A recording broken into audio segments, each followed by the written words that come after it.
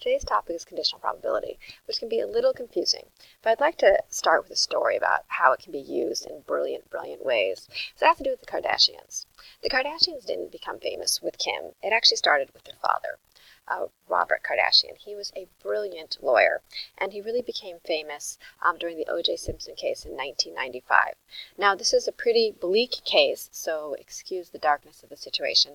And it's also very controversial, but what I would like to focus on is simply the way he defended him, which was absolutely brilliant, and he kind of manipulated conditional probability to defend him in a way the prosecutor couldn't address because he didn't have the knowledge of the skill.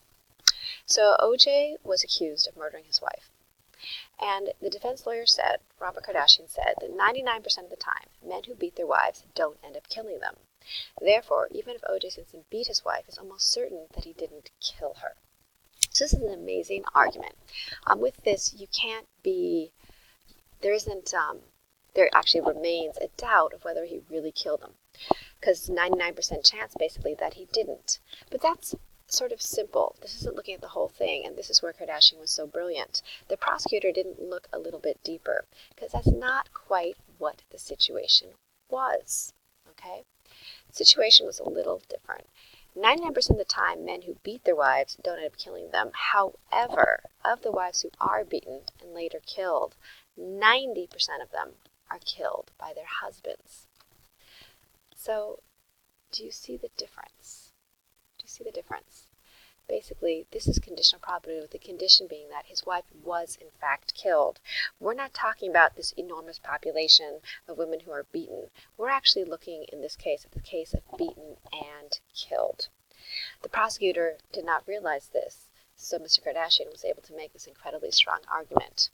So sure, 99% of the time, beaten wives aren't killed. So you have a really large, unfortunately, a very large group of women who have been beaten by their husbands. Okay, but O.J.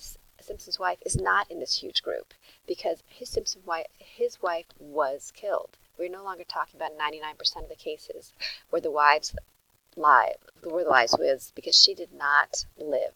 Okay, she's in this small little area here. So this is conditional probability. It's about narrowing down the set of possible circumstances so that statistics can be measured more accurately. So rather than looking at this big group, we actually need to focus on just this small one. All right? We are already in the unlikely 1% of the cases where his wife is killed. Any statistic relating to the other 99% of the cases don't apply anymore. All right, so we're going to just look at wives who are killed. And we look at wives who are killed and have been beaten. Now you've got a huge circle. 90% of the time, they're actually killed by their husbands. So we want to actually use this equation instead, right here. Okay. There's 3 methods for solving conditional probability problems. You can use a Venn diagram, plug it into the equation, or make a tree diagram. Today we're just going to focus on these top 2. So I'm going to go a little bit lighter, all right?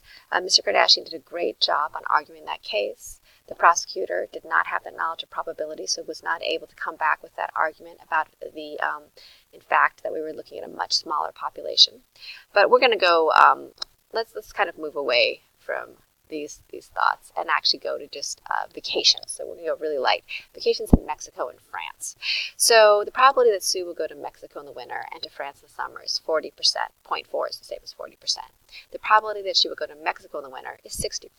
Find the probability that she will go to France this summer, given that she just returned from her winter vacation in Mexico. All right, let's first fill in our Venn diagram. So the first thing I always do is focus on the overlap. So we know that there is a 40% chance of both happening.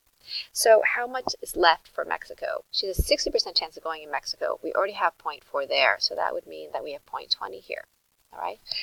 Now, with this graph, we can then begin to fill in our equation. So we have the possibility of going to France, given she went to Mexico, so the given always goes second. We fill in, expand this equation into the fraction form, f and m. Always what's given is in your denominator, okay, because we've shrunk the population to just what's given. And now we just plug in from up here. So F and M is the overlap, 0.4. And then the entire circle, this is key here.